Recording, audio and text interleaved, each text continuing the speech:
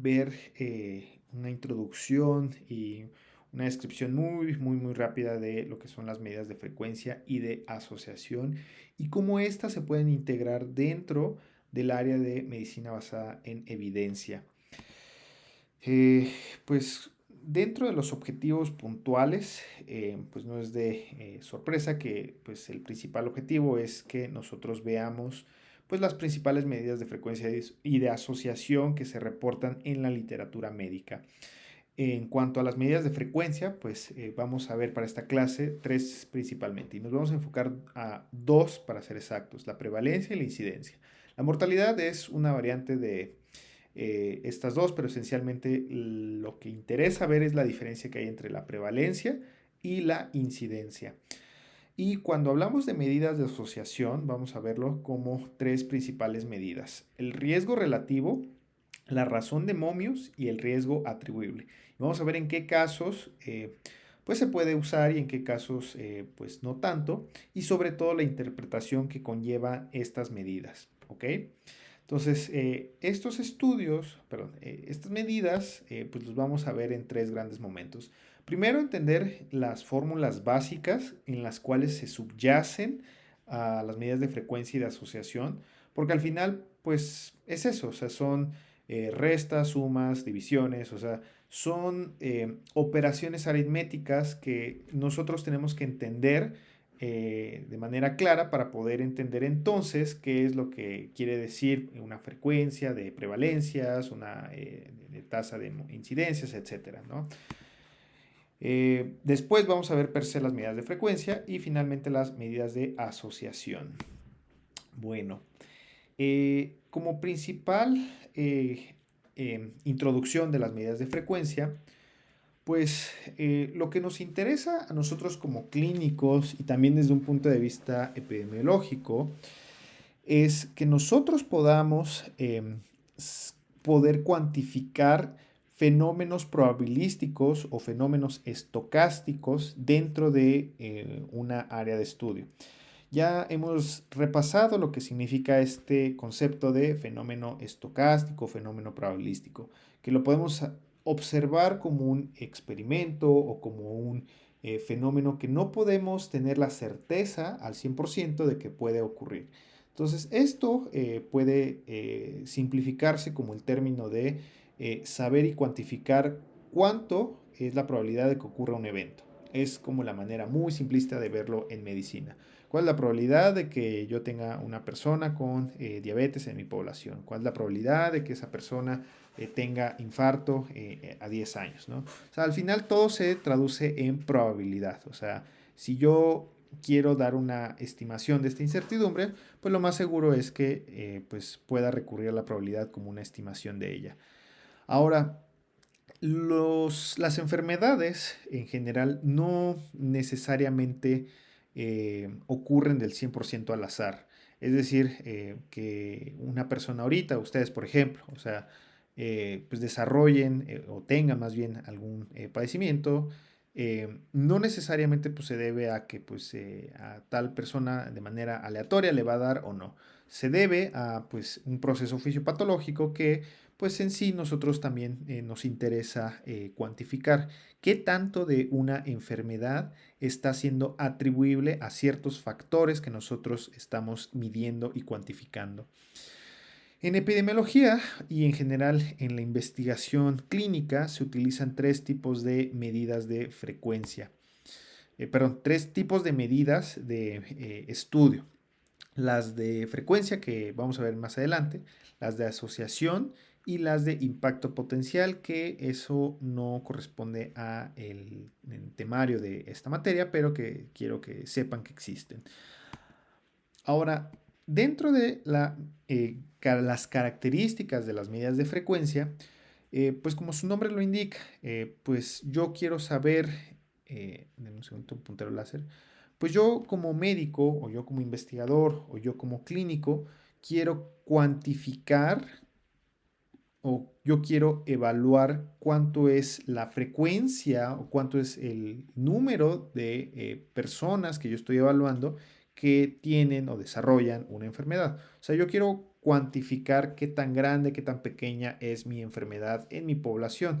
Llámese mi clínica, llámese mi delegación de estudio, mi Ciudad de México, mi país, etcétera. O sea, yo quiero saber cuánto es la carga de mi enfermedad dentro de una población. Ahora, si yo puedo cuantificar esta enfermedad, entonces yo puedo evaluar su distribución y por ende evaluar los determinantes de la misma. O sea, cuando hablo de la distribución de la enfermedad, o sea, yo puedo evaluar, por ejemplo, si se comporta diferente en niños, en población adulta joven, en población adulta mayor, o entre hombres o entre mujeres, de tal forma que yo pueda decir en qué sectores es más frecuente o es más incidente una enfermedad que otros subgrupos, ¿no?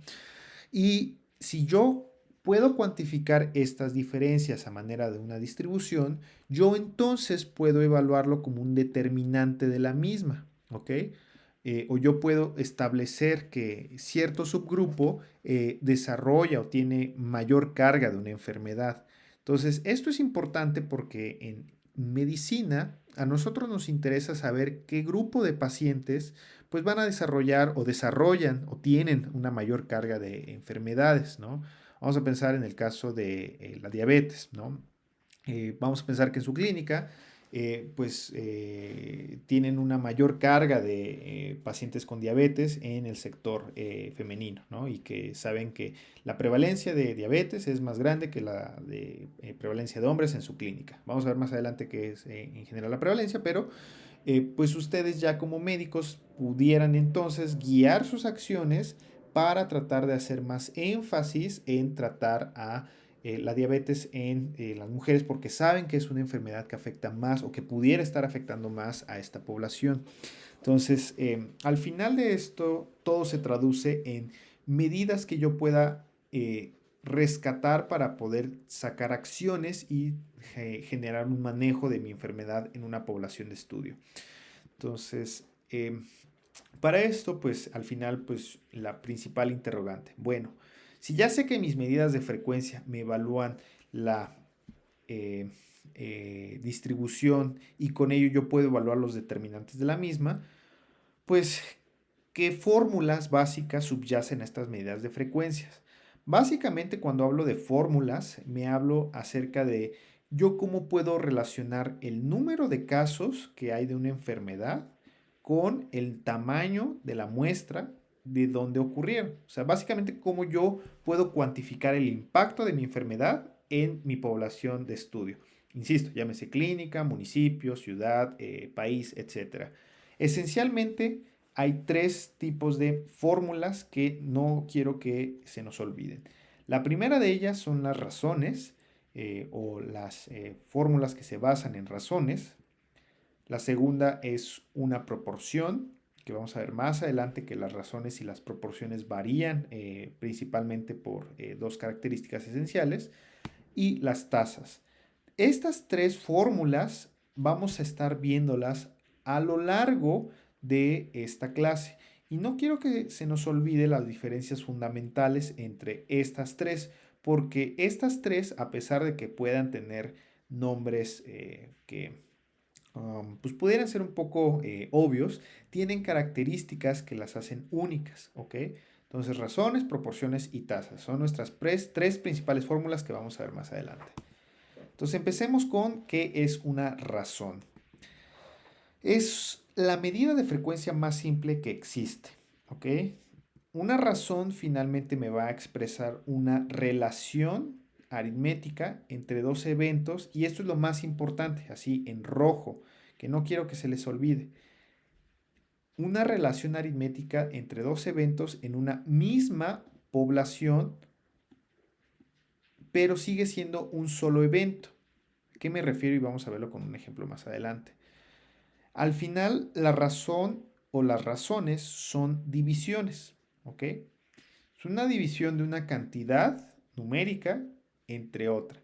La principal característica es que las razones van a ocurrir dentro de la misma población de estudio, ¿ok? Entonces, al final, no importa que exista una relación específica, entre el numerador y el denominador. Lo que importa es que la división siempre, en el caso de las razones, siempre va a ser en relación a una misma población. Entonces vamos a verlo con un ejemplito. Entonces pensemos en la razón de infecciones de tuberculosis entre hombres y mujeres en una misma población. Vamos a pensarlo dentro de pues, su clínica, ¿no? Dentro de pues, el hospital donde se están desarrollando sus prácticas. Yo cuantifico los casos de tuberculosis en hombres dentro de mi clínica en ese año de estudio. Y vamos a pensar que hubo, o bueno, vamos a pensar que hubo en un caso hipotético 5,000 casos de tuberculosis en hombres en el periodo de estudio en la clínica que están realizando sus prácticas. Y dentro de el caso de las mujeres, pues yo cuantifico 400 casos. La razón entre hombres, bueno, la razón más bien de casos de tuberculosis entre hombres y mujeres, finalmente es la división de una sobre otra. Y aquí tendría que estar al revés, o sea, aquí tendría que ser mujeres sobre hombres. Pero bueno, si yo quisiera conocer la razón de casos que hay de hombres sobre mujeres, al final yo tengo que hacer una división y esto es muy lógico, ¿no? O sea, yo divido el número de casos que hay entre mujeres entre el número de casos que hay entre hombres. Al final me sale este numerito. Me da una relación de 1 a 0,8 o de 0,8 casos hombres sobre un caso, perdón, me va a dar una relación de 0,8 casos que se desarrollaron en mujeres sobre un caso que se desarrolló en los hombres. Al final me habla sobre qué tanto es más frecuente un fenómeno en un subgrupo de mi población. Entonces, no quiero que se les olvide esta parte. Todo esto está ocurriendo dentro de mi misma población de estudio. En este caso, mi hospital donde yo hice este estudio, donde yo hice esta cuantificación. Y la razón finalmente me está hablando de qué tantos o cuánto es el número de casos que se da sobre un número de casos que se da sobre otra población. En este caso, el número de casos entre mujeres sobre hombres. Si yo lo quisiera invertir, vamos a pensar el número de casos, ahora sí, entre hombres sobre el número de casos entre mujeres.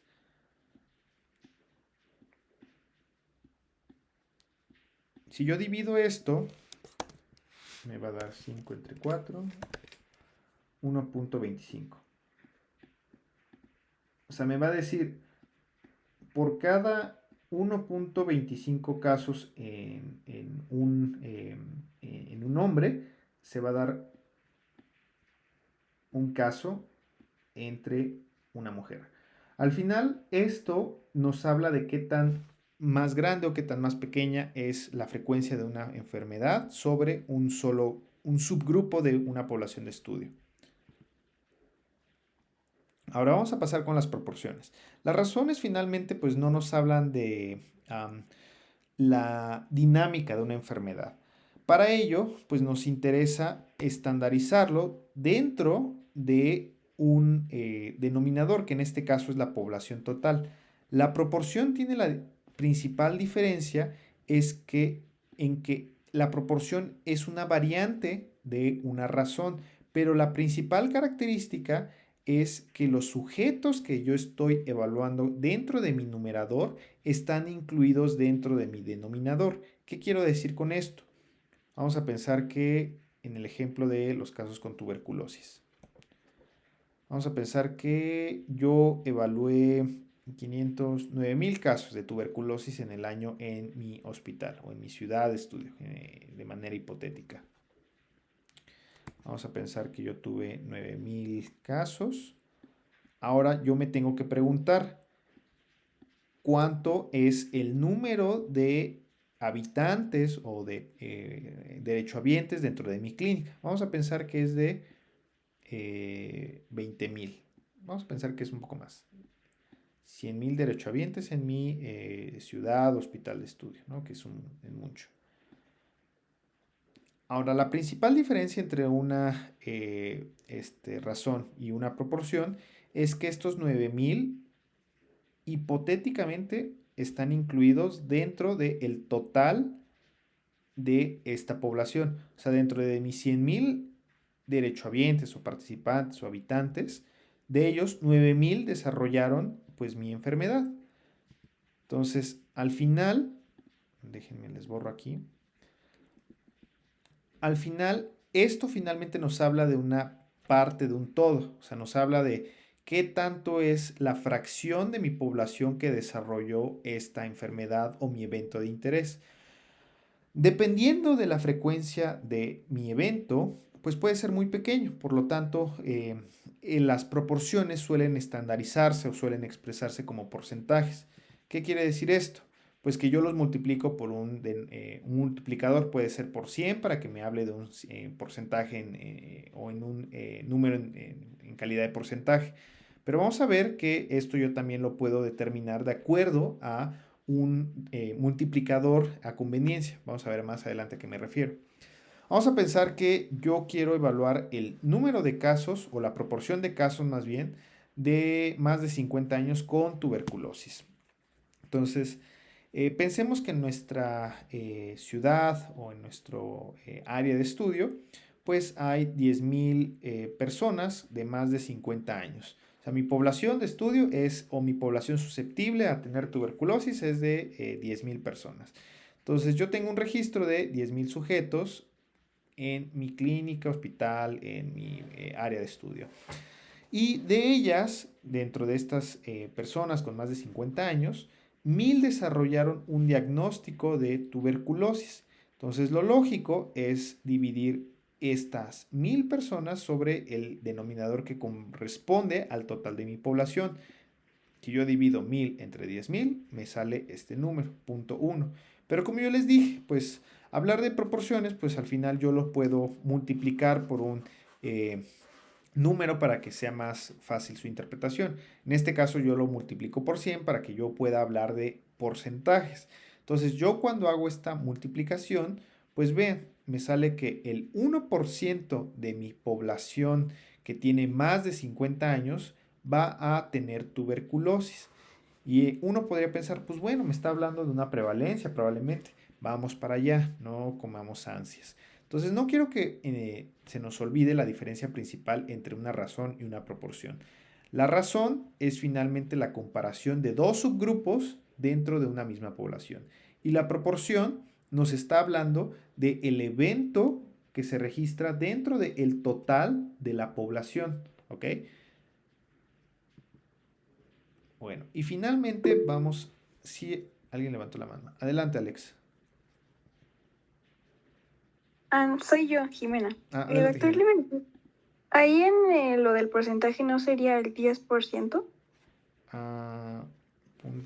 Sí, tienes razón. Aquí tendría que ser. Igual y multipliqué mal. 1000 entre 10,000 me da 1 por 100. Tienes toda la razón, es 10%. Perdón, una disculpa. Entonces, un número se me fue ahí. Entonces, es el 10% de mi población. Muy bien. Gracias por la aclaración, Jimena. Sí, doctor. Bueno. ¿Alguna otra duda hasta aquí? ¿No? Bueno. Entonces vamos a pasar con la tercera fórmula básica, que es una tasa. Las tasas esencialmente también son razones, o sea, son divisiones finalmente. O sea, cuando hablamos de razón, hablamos de una división. ¿Ok? Ahora, las tasas, al ser una razón, pues tienen la particularidad también de que va a existir un numerador y un denominador. O sea, un número arriba y un número abajo. Un número que se divide sobre otro número. Pero la principal característica de una tasa es que la variable del tiempo está incluida dentro del denominador.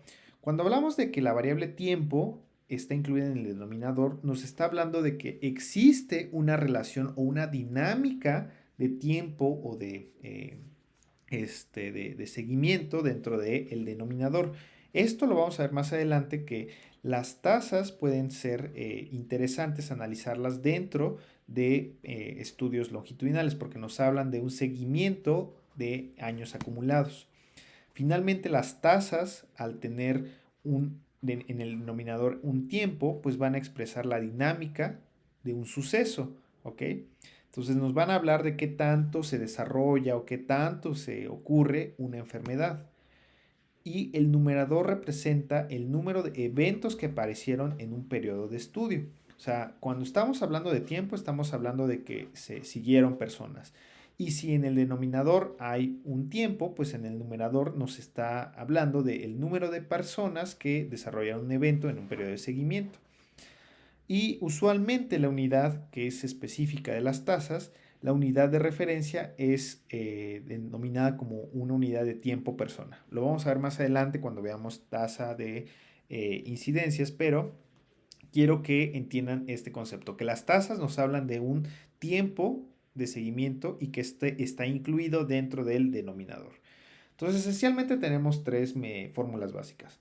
Las proporciones, perdón, las razones, que son divisiones meramente entre dos subgrupos de una población, la proporción, perdón, que nos habla del evento sobre el total de personas que desarrollaron ese evento, y las tasas que nos hablan de una dinámica o un tiempo en el cual se desarrolla un evento.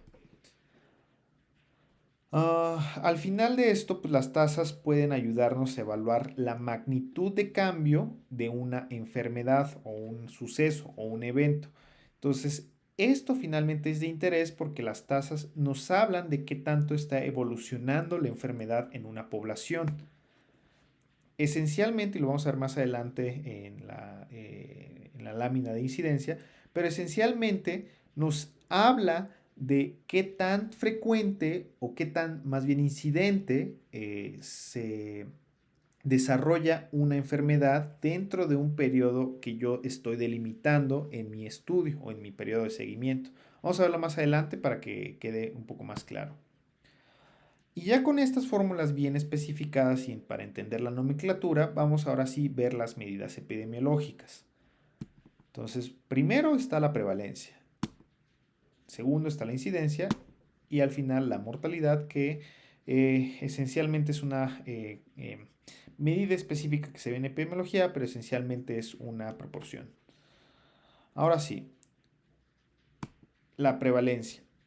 Las prevalencias se refieren a una imagen de cómo se encuentra la situación de una enfermedad o de un evento dentro de una población. En sí nos habla de el número de individuos enfermos que existe en un momento en específico sobre la cantidad de personas susceptibles a desarrollar esa enfermedad. Esencialmente las prevalencias son proporciones. ¿Por qué? Porque nos habla de un número de enfermos entre el número total de personas susceptibles a desarrollar esa enfermedad. O sea, número de personas susceptibles. Cuando hablamos de personas susceptibles, hablamos de dentro de una población, pues las personas que pueden desarrollar esa enfermedad. Vamos a pensar en diabetes. O sea, todos los adultos, y bueno, también parte de los niños, pero en general todos somos susceptibles a desarrollar diabetes. Entonces, una prevalencia podría ser, en un ejemplo hipotético de diabetes, pues el número de personas con diabetes sobre el número de personas que en este caso están susceptibles a desarrollar diabetes. Vamos a pensar en este caso en puros adultos. Entonces, el número de personas que yo tengo con diabetes entre el número total de adultos que yo estoy evaluando. Bueno, borro esto para que podamos dar pie a la siguiente parte de la diapositiva. Pero esencialmente esa es la fórmula. La prevalencia se define como el número el número de casos existentes con una condición o con una enfermedad o con un evento dentro de una población sobre el total de la población. Y como se pueden dar cuenta, es esencialmente una proporción.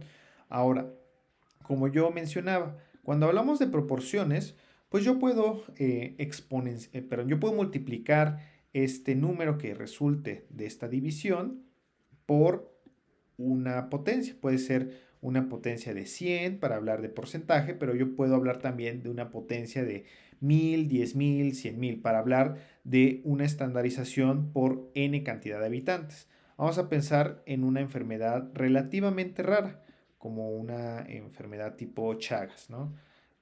O la prevalencia de enfermedades congénitas, ¿no? Vamos a pensar conducto arterioso permeable. Vamos a pensar que dentro de mi población hipotética hay, no sé, 100,000 adultos que yo evalué para enfermedad de conducto arterioso permeable. 100 adultos que yo evalué y de ellos yo encontré que 500 desarrollaron o tienen esta condición actualmente. Entonces, si yo hago esta división en 500 entre 100,000, me va a dar 0.005. Entonces, aquí hay de dos sopas. Que yo lo multiplique por 100 para expresarlo en porcentaje y me va a decir que el 0.5% de mi población tiene esta enfermedad de conducto arterioso permeable, o yo lo puedo multiplicar por una potencia de 10 para que sea más interpretable. Vamos a pensar en una potencia de 10,000 habitantes por 10,000. Entonces, si yo multiplico 0.005 por 10,000, me va a dar 50. Entonces, aquí yo lo estaría expresando como 50 casos por 10,000 habitantes.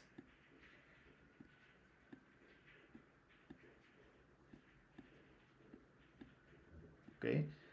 Ahora, cuando hablamos de una exponenciación de una potencia en base 10, esto es a criterio del investigador o de quien lo esté leyendo, pero esencialmente es, si yo tengo en una población hipotética de 10,000 sujetos, 50 van a tener esta enfermedad. Y esto es muy común cuando hablamos de enfermedades de baja prevalencia, cuando hablamos de enfermedades que no son tan frecuentes. Cuando hablamos, por ejemplo, de enfermedades que son relativamente frecuentes, hipertensión, diabetes, hipotiroidismo, etcétera, pues aquí no habría ningún problema en expresarlo en un porcentaje. Pero cuando hablamos con enfermedades o hablamos de enfermedades que son relativamente de baja prevalencia, pues lo ideal es que lo encontremos en este otro formato. Ahora, no quiero que se les olvide que la prevalencia solamente nos habla de casos que ya ocurrieron, o sea, que ocurrieron y que yo estoy evaluando en este momento. No nos habla, y vamos a verlo más adelante, pero no nos habla de nuevos casos. La prevalencia son número de casos que ya ocurrieron y que se diagnosticaron entre el número total de la población que yo estoy evaluando y que es susceptible a desarrollar ese evento. Entonces, imaginémonos que en su clínica existen 150 personas adultas viviendo con diabetes y en su clínica hay un registro de 1,200 adultos. O sea, de los adultos, y no quiero que se les olvide que estamos hablando de adultos en específico dentro de nuestra población, pues 150 van a tener diabetes. Entonces, no se les olvide que la prevalencia esencialmente es el número de personas que ya tienen esta enfermedad diagnosticada y que ustedes capturaron entre el total de personas susceptibles y que en este caso evaluaron para tener esta enfermedad. Entonces, ustedes encontraron una prevalencia de 0.125. Si lo quieren expresar por una proporción, pues ustedes lo pueden multiplicar por 100 para que les dé 12.5 o por una potencia en base 10. Vamos a pensar que ustedes lo quieren expresar en 100 habitantes. 13 por cada 100 habitantes. Pero si lo quieren expresar por 1000, serían 130 personas con diabetes por cada 1000 habitantes. Entonces, estos son dos formas de que ustedes pueden encontrar una prevalencia. Lo usual es que lo encuentren en este formato, en formato de una proporción. Ahora vamos a hablar de la incidencia. Si ya hablamos de casos que ya ocurrieron en el pasado y que ustedes están capturando en su estudio, pues la incidencia nos habla de casos nuevos que se están desarrollando en mi población. Entonces la incidencia parte en que yo voy a estar capturando casos nuevos que se registraron en un periodo de tiempo. Eso es lo más importante. Cuando hablamos de incidencia estamos hablando de casos nuevos dentro de un periodo de tiempo que yo estoy evaluando. Y hay dos aproximaciones y dos tipos de incidencias, y esto no quiero que se les olvide. La incidencia acumulada y la densidad de incidencia, que es realmente la tasa de incidencia. Cuando hablamos de densidad de incidencias o densidad de incidencia, estamos hablando de la famosa tasa de incidencia y vamos a ver qué particularidad tiene. Entonces, la incidencia acumulada esencialmente sigue siendo una proporción. Se define como la probabilidad de desarrollar el evento en un periodo específico. Finalmente, al ser una proporción, solamente nos va a estar hablando de una división de número de casos nuevos que se desarrollan en un periodo de tiempo sobre el número de personas que este, yo evalué en mi periodo de estudio a el seguimiento. O sea, yo voy a ver cuántas personas desarrollaron mi enfermedad en un periodo de tiempo y yo las voy a dividir entre el número de personas sin la enfermedad al inicio de mi estudio. Y yo lo voy a poder multiplicar por 100 o por una potencia de múltiplo de 10. Entonces, finalmente, una incidencia acumulada, vamos a verlo en un ejemplo, nos va a hablar de la dinámica que hay al respecto de una enfermedad en relación a sujetos que no tienen esta enfermedad al inicio de mi estudio. Vamos a pensar en este ejemplo hipotético. En su clínica se ha realizado un seguimiento de 100 individuos sanos, o sea, 100 individuos que no tienen mi enfermedad, o sea, que al principio de mi periodo nunca tuvieron diagnóstico de mi enfermedad. Ahora, aquí viene la parte importante, que yo estoy delimitando mi tiempo en el cual yo estoy evaluando este seguimiento. O sea, en mi clínica yo seguí 100 personas sanas durante el mes de diciembre y de esas, 20 desarrollan alguna infección respiratoria aguda. Entonces, la incidencia acumulada, de acuerdo a la fórmula que vimos anteriormente, que es esta, que es el número de personas que enferman en un periodo de tiempo sobre el número de personas libres de la enfermedad en la población expuesta al inicio del estudio, se traduciría de esta manera. Tengo 20 casos que se desarrollaron o desarrollaron mi enfermedad o mi evento en mi periodo de seguimiento sobre el número de personas que al inicio de mi estudio estaban libres de la enfermedad y que se expusieron a estas condiciones para desarrollar la enfermedad. Entonces, la incidencia acumulada es esta división de 20 sobre 100, que si yo lo traduzco a un porcentaje, pues me va a decir que 20% de mis personas desarrollaron alguna infección respiratoria aguda. O si lo quiero ver por una potencia de 100, yo puedo decir como 20 por cada 100 habitantes. O si lo quiero ver por 1000, serían 200 por cada 1000 habitantes. O sea, esencialmente me habla de cuánto es la proporción de personas que desarrollan una enfermedad en un periodo delimitado de tiempo. Entonces, la incidencia acumulada, no quiero que se les olvide, sigue siendo una proporción, o sea, una división que contempla a un número de personas sin la enfermedad, pero que no nos habla necesariamente de una dinámica de tiempo dentro del denominador. Ahora, ¿qué sí es esencialmente una tasa? Pues la densidad de incidencias. La densidad de incidencias o la tasa de incidencias, esta es una tasa,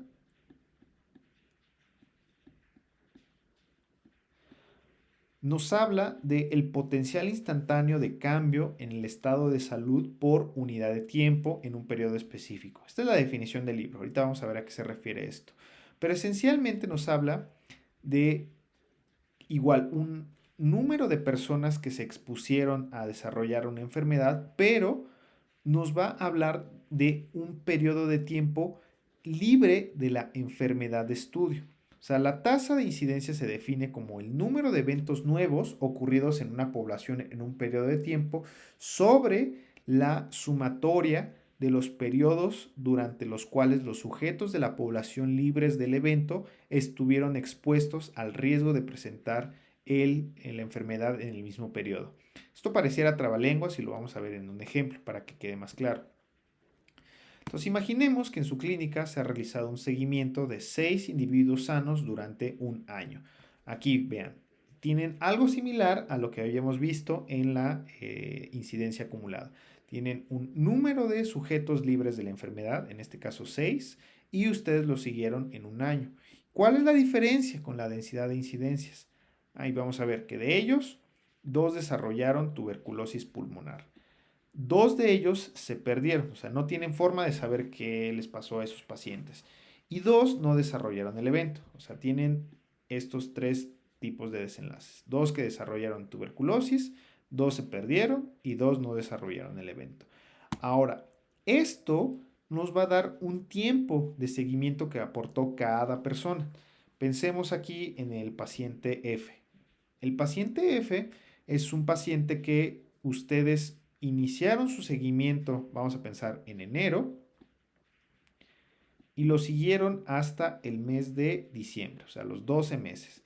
Y durante ese tiempo no desarrolló la enfermedad, por lo tanto, estuvo 12 meses libres de la enfermedad, ¿ok? Ahora, tienen al sujeto E. El sujeto E es un sujeto o una persona que reclutaron o empezaron a evaluarlo en enero también y el rombo implica que desarrolló la enfermedad. En este caso lo desarrolló al quinto mes. Entonces, como lo desarrolló al quinto mes, estuvo 5 meses sin la enfermedad, o sea, hasta el mes 5 que fue que estuvo libre de esa enfermedad, pues la desarrolló. O sea, en el mes 5 la desarrolló. Por lo tanto, estuvo 5 meses libres de esa enfermedad. Ahora, el paciente D es un paciente que perdieron en el seguimiento, o sea, no saben qué le pasó, o sea, no saben si murió, no saben si abandonó la clínica, no saben si los dejó plantados, etcétera. Y como no saben qué le pasó, solo tienen registro de él hasta el octavo mes, pero aún así contabiliza a mi tiempo de seguimiento, o sea, estuvo 8 meses hipotéticamente libres de la enfermedad. Tienen el paciente C que no desarrolló la enfermedad y que por ende, pues contabiliza con 12 meses libres de la enfermedad. Tienen al paciente B que a los 3 meses no saben qué pasó con él y lo perdieron. Y por lo tanto, contabiliza con 3 meses libres de la enfermedad. Y el paciente A sí desarrolló el evento al tercer mes.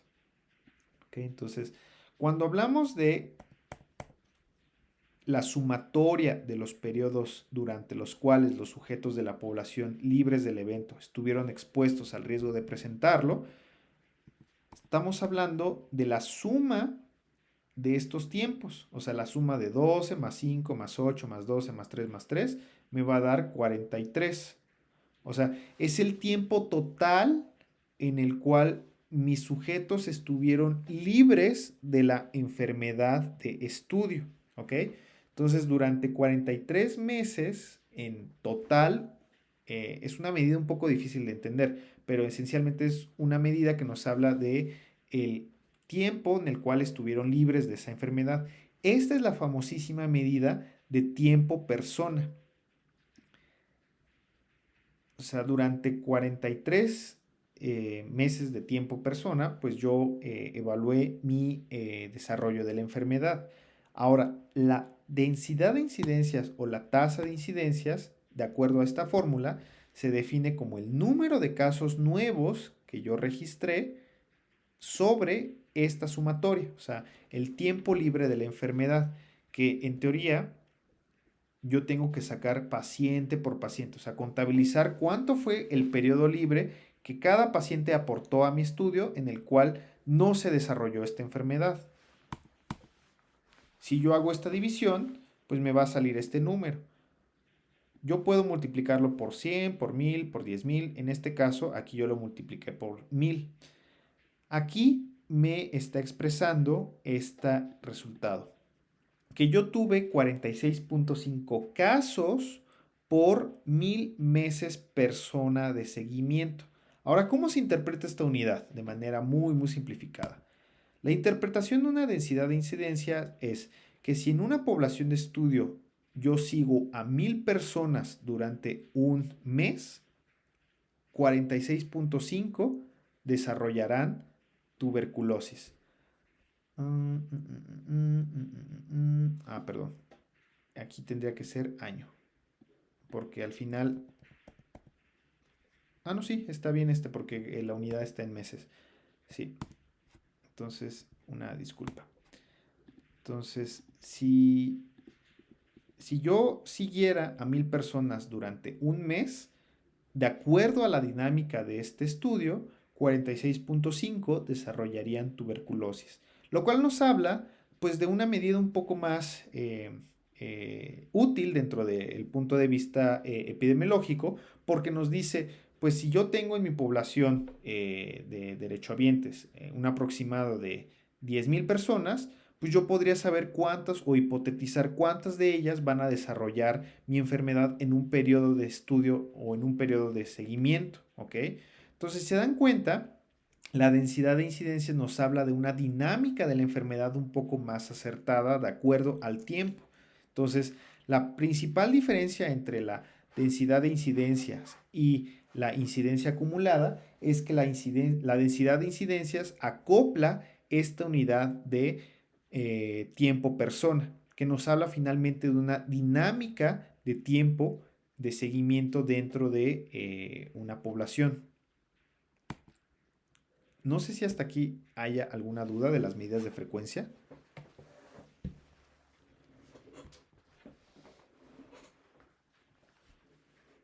Bueno, si no, pues vamos a seguir y pues es cuestión de irlo checando también. Irlo repasando para que no se nos olviden estas ideas. Entonces, en cuanto a las medidas de asociación, y esta es la segunda parte de la clase, pues el cálculo de las medidas de frecuencia es esencial para comparar qué tan frecuente se da un suceso, pero entre dos poblaciones. Ahora, si recordamos, pues cuando hablamos de las medidas de frecuencia, pues uno de nuestros intereses era evaluar pues qué tan frecuente es mi fenómeno dentro de una población, y con esto yo ya puedo compararla con otra población o con más poblaciones. Y esto finalmente nos habla de que si yo ya tengo dos medidas de frecuencias, vamos a pensar la frecuencia de tuberculosis en mujeres sobre la frecuencia de tuberculosis en hombres, pues yo puedo establecerlo dentro de un solo parámetro, ¿ok? Y esto se parece mucho a las razones, como vimos en las fórmulas básicas. Y este solo parámetro me puede estar diciendo de qué tanto más se da un fenómeno en una población sobre una población de referencia. Y esto es importante porque cuando estamos hablando de exposiciones o de intervenciones, pues es de interés saber el riesgo o la asociación o qué tanto más es más frecuente un fenómeno dentro de una población por términos epidemiológicos y clínicos. Entonces, esencialmente hay dos tipos de medidas de asociación: las que son de tipo de razón y las que son de diferencias. Las razones, como ya lo vimos en las fórmulas básicas, pues nos estiman cuánto más riesgo o cuánto más es la frecuencia o el evento que tiene una población en comparación con otra de desarrollar la enfermedad. Y las diferencias, pues es eso finalmente, o sea, qué tanto es más se da más una enfermedad comparado con otra población o con otro grupo de comparación, pero es finalmente una división. O sea, las razones son divisiones y las diferencias son restas.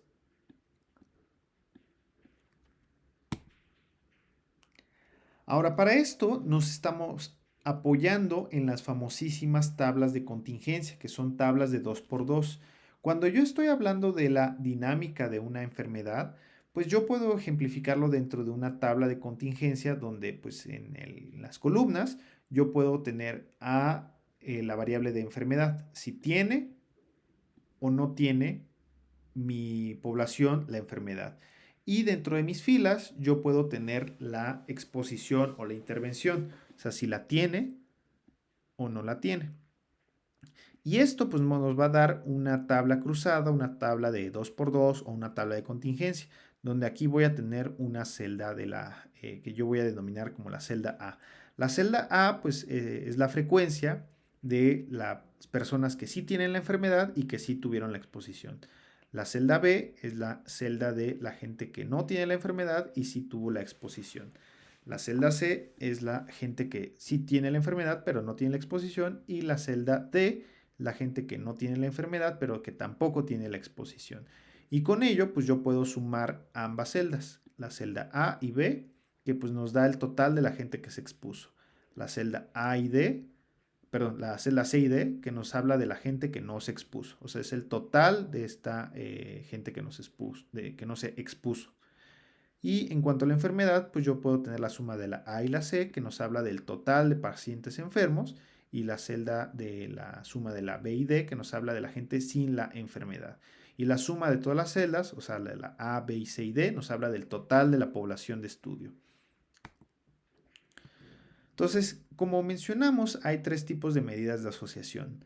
Las de riesgo relativo, que vamos a verlo más adelante, la razón de momios y el riesgo o el porcentaje de riesgo atribuible.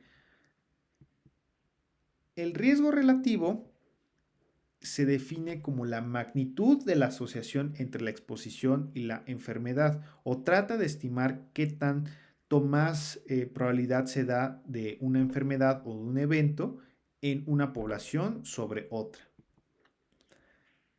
Finalmente, el riesgo relativo es una razón o una división o un cociente, pero de probabilidades, o sea, qué tan probable es que se dé una enfermedad sobre qué tan probable es que se dé una enfermedad en otra población. Y nos habla de la razón de probabilidades de un evento en un grupo 1 sobre un grupo 2. Dentro de una tabla de 2x2 es el cociente de probabilidades entre nuestro evento de interés, y la fórmula está aquí adelante. El riesgo relativo se define entonces como la probabilidad de ocurrencia de un evento dentro de una población sobre la probabilidad de ocurrencia de un evento en una población 2. Y si nos regresamos a la tablita de contingencia, esto se puede expresar como la división de el número de eventos que hay en la celda A sobre la suma de eventos que hay entre la celda A más B. Y así yo puedo dividirlo entre el número de frecuencias que hay en la celda C entre la suma de la celda C y D. O sea, si lo regresamos dentro de la tabla de contingencia, si quieren, quito estos pintarrajones. Vean, aquí tengo al grupo que tiene la enfermedad, ¿no? Este es el grupo que tiene la enfermedad en mi población. Entonces tengo la celda A. Y si se dan cuenta, esta es la fila de la exposición. Entonces la celda A nos habla de la gente que se expuso y que tiene la enfermedad. Entonces yo divido la frecuencia de la gente que se expuso y tuvo la enfermedad entre el total de la exposición. O sea, si yo divido A entre A más B, pues nos habla de la probabilidad que yo tengo de tener la enfermedad dado que me expuse a un evento, ¿no? Ahora, si se acuerdan, esto se divide entre la probabilidad de pues no tener de tener la enfermedad dado que no me expuse a la exposición. Entonces, la división entre C más D. Entonces, el riesgo relativo esencialmente va a ser la división entre A más B y todo eso entre C más D. O sea, no se les olvide esta formulita básica. Hagan este formulario para que no se les olvide. Entonces vamos a poner un ejemplo hipotético. Entonces, en un estudio transversal para conocer la prevalencia de osteoporosis y su relación con factores de riesgos como puede ser el tipo de dieta, ya sea rica o pobre en calcio, se estudiaron a 400 mujeres entre 50 y 54 años. O sea, de 400 mujeres se les preguntó si tenían una dieta rica o una dieta pobre en calcio y se evaluó si tenían o no osteoporosis. Y de ello derivó en la siguiente tabla de contingencia. Entonces, aquí podemos ver a la gente que tiene osteoporosis, a la gente que no tiene osteoporosis, a la gente que se clasificó como dieta pobre en calcio y a la gente que tuvo una dieta rica en calcio.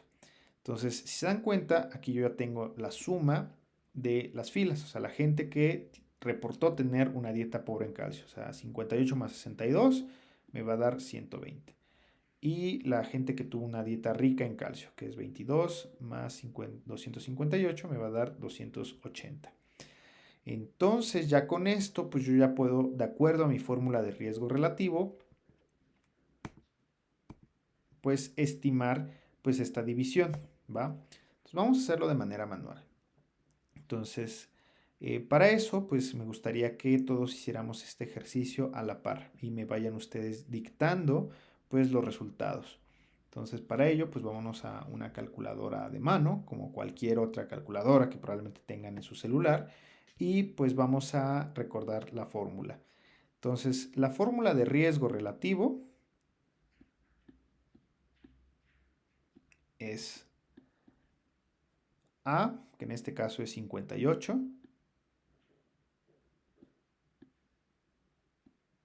entre la suma de A más B. Entonces la suma de A más B es 120. ¿Quién me podría decir cuánto da esta división?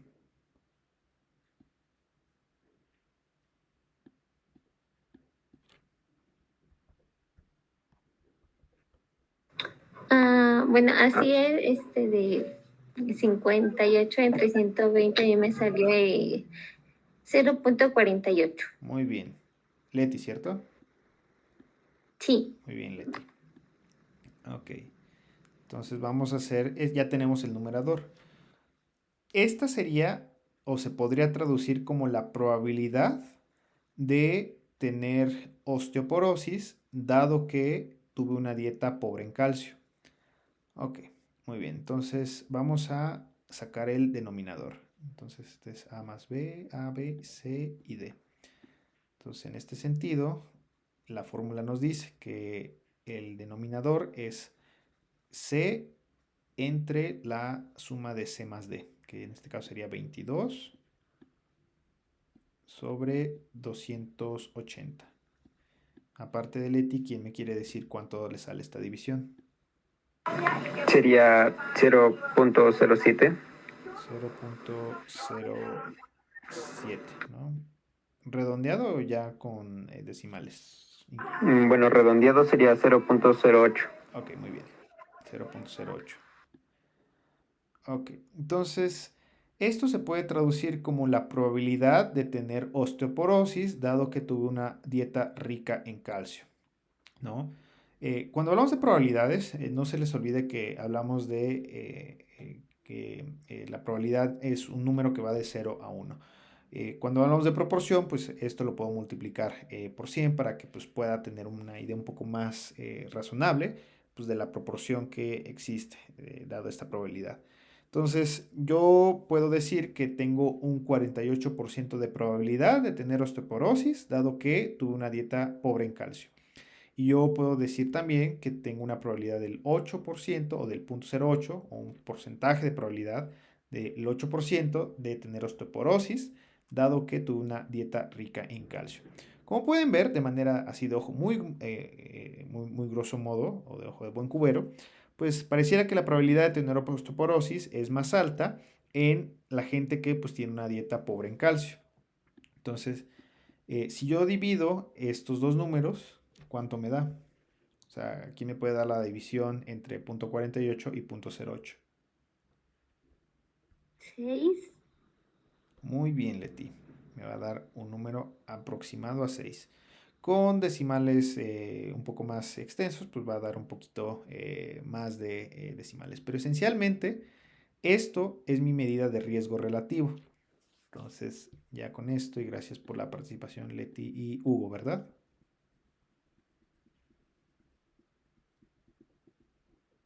O no sé si fue Alex. No fue Alex. Sí, ¿verdad? Que como no los veo en la pantalla, no puedo saber quién participó. Ok, bueno. Ya hicimos esta división y me sale este bonito número de 6.15. ¿Qué quiere decir este 6.15 y cómo se interpreta dentro del riesgo relativo? Pues bueno, ya sabemos que esta es la probabilidad de tener osteoporosis dado que tuvo una dieta pobre en calcio. Y esta es la probabilidad de tener osteoporosis dado que tuvo una dieta rica en calcio. Y la división de estas dos probabilidades se puede traducir en un riesgo relativo que se interpreta de la siguiente manera. El riesgo de sufrir osteoporosis en el grupo con dieta pobre en calcio es más de 6 veces o más del sextuple el riesgo de sufrir osteoporosis en el grupo con dieta rica en calcio. O sea, nos está diciendo finalmente qué tanto más se desarrolla osteoporosis dado una exposición comparado con la misma exposición, la misma enfermedad en un grupo que no tuvo esta exposición, ¿no? En este caso, pues pueden ver que es 6 veces más riesgo tener osteoporosis cuando yo tengo una dieta pobre en calcio, comparado, aquí es el punto clave, comparado con quién, comparado con alguien que tuvo una dieta rica en calcio.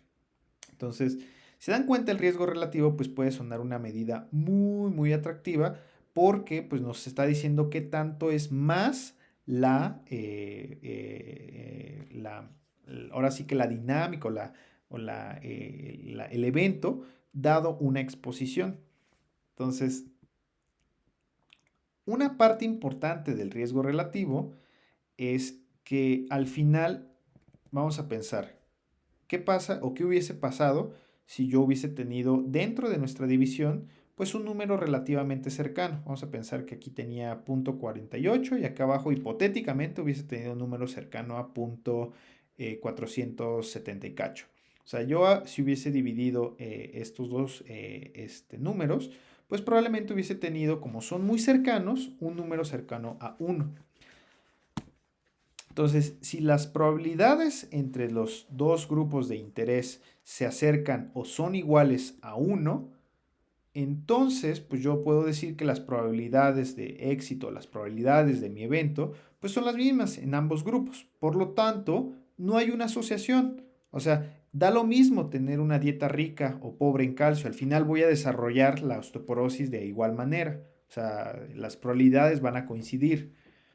Entonces, es importante y siempre, siempre, siempre, siempre que hagan una evaluación del riesgo relativo, siempre que vean el riesgo relativo, es importante definir cuál es la variable respuesta y cómo van a considerar su éxito o su evento de interés. Porque el mismo ejercicio yo lo pude haber hecho para la gente sin osteoporosis. Y ahí cambia la cosa, porque a mí yo estoy interesado en desarrollar osteoporosis. Pero ¿qué tanto o qué tal si hubiese sido que mi evento de interés hubiese sido sin osteoporosis? O sea, la probabilidad de no desarrollar osteoporosis, dado que tuve una dieta pobre en calcio, y la probabilidad de desarrollar osteoporosis, dado que tuve una rica, perdón, de no desarrollar osteoporosis, dado que tuve una dieta rica en calcio. Cambia completamente la interpretación y lo vamos a ver en la clase siguiente, cómo es que cambian las dos interpretaciones y por qué es importante tener siempre claro mi enfermedad o mi evento de interés. Ahora, algo que es importante es que los riesgos relativos no son útiles para estudios, casos y controles. ¿Por qué? Porque una de las características de los casos y controles o de este tipo de estudios, si se acordarán, es que usualmente o la característica principal de este tipo de estudios es que están pareados. Es decir, por cada caso, yo tengo un control. O puedo tener por cada caso 2 controles, ¿no? Etc, etc.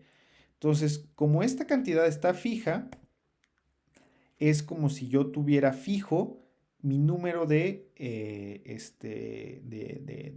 filas o de columnas dependiendo de mi evento de interés. Entonces vamos a verlo más adelante con un ejemplo que les voy a traer la siguiente clase, porque no es útil esta medida en estudios de casos y controles. ¿Hasta aquí alguna duda del riesgo relativo? No, doctor, ninguna.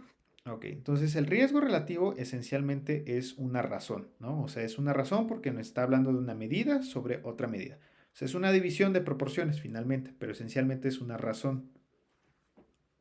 Ahora, los momios. ¿Qué es un momio? ¿O alguna vez han hecho apuestas o han visto un partido de fútbol y les han dicho los momios de que gane tal equipo son de tantos? Entonces apuéstale a tal equipo, ¿no? Entonces, ¿qué son los momios o en inglés los odds?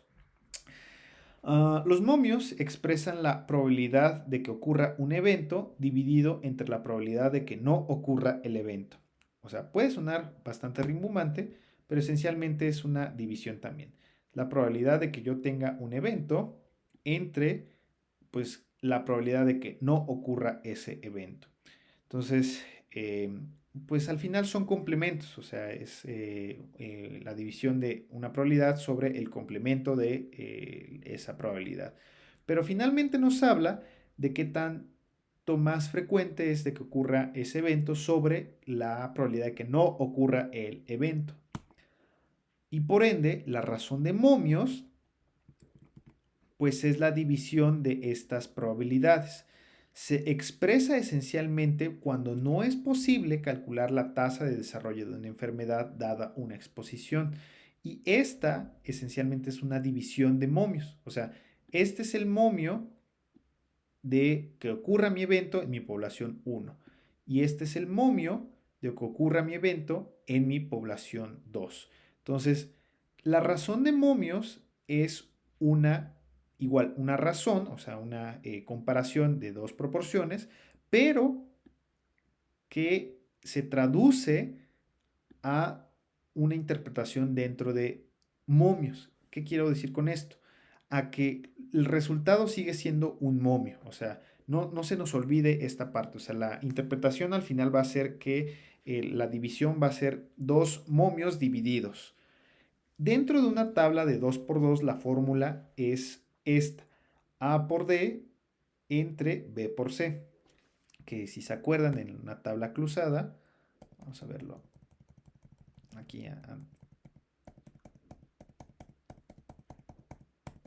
aquí un poquito más adelante, atrás. La razón de momios, y creo que hasta es un poco más sencillo de calcular, pues es la división entre A por D y C por B. Es la fórmula simplificada. Hay una fórmula detrás un poco más compleja, pero esencialmente es esto. O sea, es la división entre A por D y C por B. Entonces, vámonos al ejemplo de osteoporosis. Entonces, dentro del ejemplo 1. Entonces, vamos a calcular la razón de momios. Entonces, ¿quién me quiere decir cuánto es el resultado de multiplicar 58 por 258? 0.22. No, de multiplicar, no de dividirlo. Ah, perdón.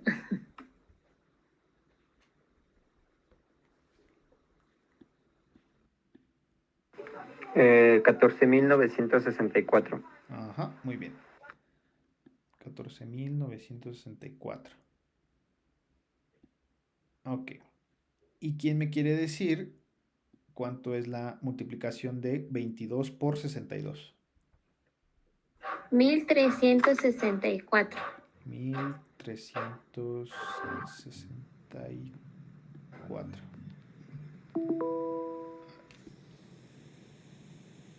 Muy bien.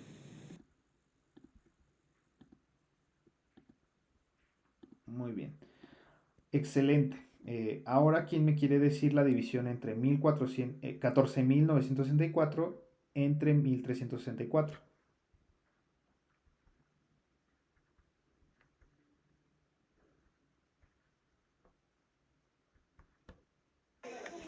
Sería 10.97. Muy bien, 10.97. Entonces, esencialmente, esta división o esta razón me tiene que dar lo siguiente. Muy bien, 10.97. Entonces, la razón de momios de tener osteoporosis, dado que tengo una dieta pobre en calcio sobre o comparado con tener osteoporosis, dado que tuve una dieta rica en calcio, es de 10.97. O sea, la interpretación es la siguiente. El momio o las posibilidades de sufrir osteoporosis en el grupo con dieta pobre en calcio es más de 10 veces el momio del grupo con una dieta rica en calcio. Entonces, no se les olvide que los momios son eso, momios, o sea, una división de una probabilidad de un evento entre la probabilidad de que no se dé ese evento. Entonces, los momios son de mayor utilidad médica porque nos está hablando de una aproximación que no depende del número de muestra que yo estoy evaluando, o sea, no depende de las filas o no depende del número fijo de columnas. O sea, nos está diciendo qué tanto es más frecuente o qué tanto es más posible el evento dado en la exposición entre el momio o la posibilidad de tener el evento dado la no exposición. Entonces, se dan cuenta, los riesgos relativos y los momios tienen una interpretación casi similar, solamente que cuando hablamos de razones de momios, estamos hablando de eso, un momio como tal, o sea, la unidad de interpretación es un momio. ¿Y qué es un momio? Es la posibilidad de un evento sobre la posibilidad de un no evento. Entonces, ¿cuál es la interpretación tanto de la razón de momios y la razón de riesgo? Pues como ya vimos, pues si yo tengo 10 veces más posibilidades o momios de desarrollar un evento cuando tengo una exposición comparado con cuando no tengo una exposición, pues cuando la razón de momios o la razón de riesgos es mayor a 1, pues yo puedo hablar de un factor asociado, ¿ok? Vamos a ver que en algunos casos esto se puede también interpretar como un factor de riesgo, pero los factores de riesgo como tal son mm, selectivos cuando estamos hablando de estudios epidemiológicos como cortes o como ensayos clínicos, donde hay un seguimiento y estoy estableciendo una causalidad. Cuando no es el caso, y para ahorrarnos toda esta parte de establecer o no causalidad, yo puedo hablar de un factor asociado. Así, factor asociado a. Y cuando yo tengo una razón de momios menor a 1, yo puedo hablar de un factor protector. O sea, ¿qué me protege de tener un evento cuando yo tengo una característica? Y cuando yo tengo una razón de momios, una razón de riesgos igual a 1, pues es una ausencia de asociación. O sea, cuando da igual tener o no tener el evento. Y para esto, pues nos apoyamos de los famosísimos intervalos de confianza. Ahora, si se dan cuenta, pues toda esta parte de hacer la división, pues sí, está excelente y de hecho nos ayuda a saber qué tanto es más frecuente una medida sobre otra. Pero como nosotros habíamos visto al principio de esta clase, pues esto está dado en un experimento. ¿Qué pasa si, o en una población, qué pasa si yo repito el experimento o yo repito el estudio en otra clínica, en otra ciudad, en otro país? O sea, ¿cómo yo puedo asegurarme de que este factor asociado o este factor protector o esta ausencia de asociación es real? Pues los intervalos de confianza pues nos permiten establecer una distribución hipotética dentro de nuestra muestra. O sea, dentro de nuestro estudio yo puedo asumir que se distribuye de acuerdo a una distribución. Vamos a pensar una distribución normal, binomial, Poisson, etcétera, que al final nos va a establecer una distribución de entre qué rango se puede ubicar mi razón de momios, mi razón de riesgo. Y esencialmente se traduce de la siguiente manera. Si yo hipotéticamente repitiera el experimento 100 veces con estas mismas condiciones, en un X número de veces, en este caso en un 95% o un 95 número de veces, el parámetro se encontraría dentro de este intervalo de confianza. Acuérdense que los intervalos el investigador o la persona lo establece. Puede ser un intervalo al 95, al 99, al 91, 90, pero por conveniencia médica y por conveniencia clínica, la mayoría de los estudios establecen un intervalo al 95%, porque pues estamos asumiendo que solo en un 5% este intervalo no va a estar conteniendo mi parámetro. Entonces, estos intervalos subyacen a una distribución y como ya vimos, si subyacen a una distribución, yo puedo hacer una prueba de hipótesis, o sea, yo puedo establecer si mi parámetro es más frecuente o no dentro de una distribución que dentro de una población o comparado con dentro de otra población. Entonces, esto finalmente pues me puede arrojar un valor P de una distribución. Entonces, vamos a entenderlo dentro del siguiente esquema. O sea, y esto es muy parecido a el esquema del forest plot. Del lado derecho yo tengo el rango de valores que pueden ser catalogados como factores asociados. Y en el lado izquierdo yo tengo el rango de valores que pueden ser catalogados como factores protectores.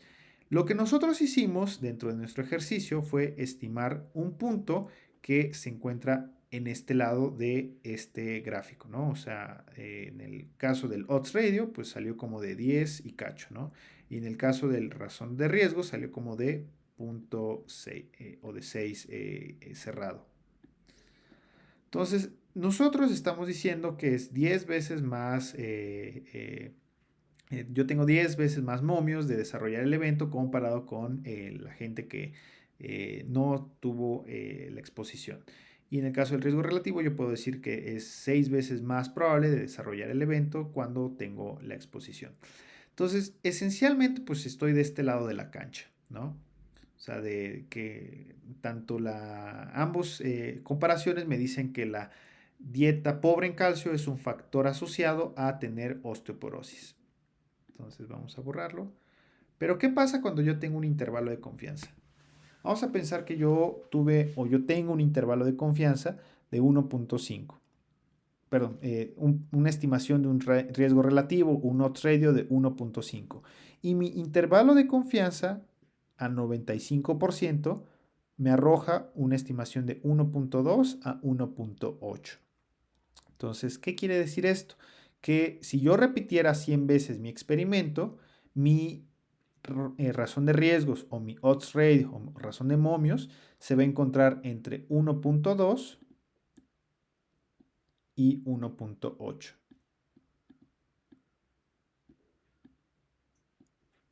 Vamos a pensar en un segundo caso hipotético, donde yo tuve un riesgo relativo de 1.2. Pues alguien podría decir, pues sí, tengo 1.2 veces más momios de desarrollar el evento comparado con los que no se desarrollaron, bla, bla, ¿no?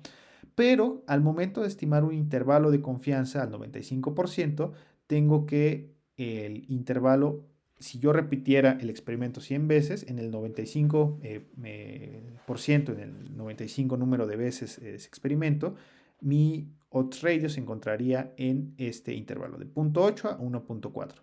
¿Se dan cuenta?